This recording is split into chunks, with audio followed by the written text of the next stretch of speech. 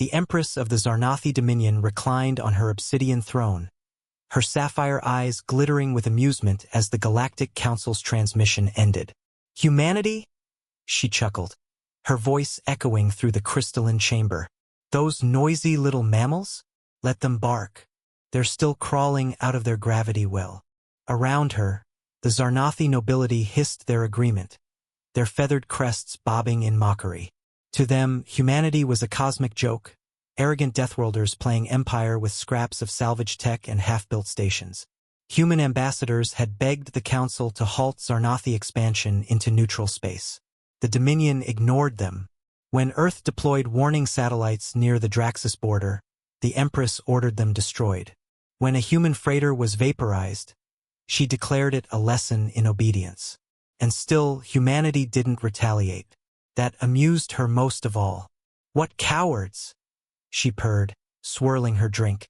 "No fire in them, no true blood." But deep in the void, past the eyes of spies and censors, humanity had been very busy. Admiral Royce stood aboard the HSS Vindicator, the lead ship of Fleet Obsidian. The man was quiet, not given to speeches. He simply looked out the viewport, where one after another, supercarriers emerged from hyperspace. Monolithic vessels, each bristling with railguns, drone bays, and orbital silos. 200 in all. They moved in complete silence, but their presence screamed one message to the galaxy. Humanity is done talking. Royce turned to his command crew. "Full formation. Activate Eclipse Protocol." Above the Zarnathi capital world, the twin suns still shone. And then they didn't. The Empress felt it first as a chill.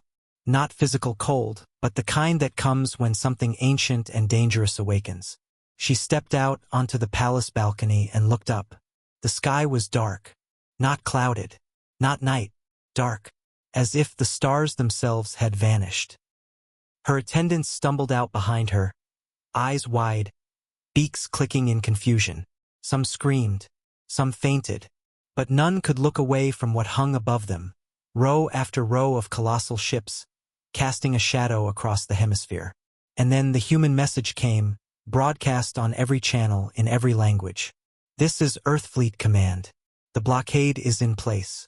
Withdraw from Draxus space. Return all seized vessels. You have 12 minutes. Her laughter was gone now. The Empress scrambled to her throne room, activating defense arrays, shouting orders to generals and war masters. But nothing answered. The human fleet had already jammed orbital comms, hijacked relay stations, and disabled their outer network. Their satellites were blind. Their early warning system was dead. "How did they do this?" she shrieked. There was no answer. When the countdown reached 0, nothing exploded. No cities were burned. No fleets were shattered. Instead, the supercarriers began launching drones. Millions of them, not for attack, but to rescue the billions of innocent Zarnathi citizens the Empress had long considered expendable. Medical stations deployed in orbit. Civilian comms were restored. Food and aid packages rained from the sky. One human message followed every drop. "We don't kill to prove a point. We show mercy to make one." Across the galaxy, the message spread. Humanity had not conquered, but they had arrived. And they had done it without firing a single shot. The Empress was dethroned within days. Her generals turned on her. The Zarnathi people cheered not for her, but for the humans who had stood in the dark and become the stars. In the halls of the Galactic Council, silence reigned as Earth's representative finally took the floor. "Our warning was not a threat. It was a courtesy." He placed a single data chip on the table. "If you ever forget what humans are capable of, watch what happens when we stop holding back."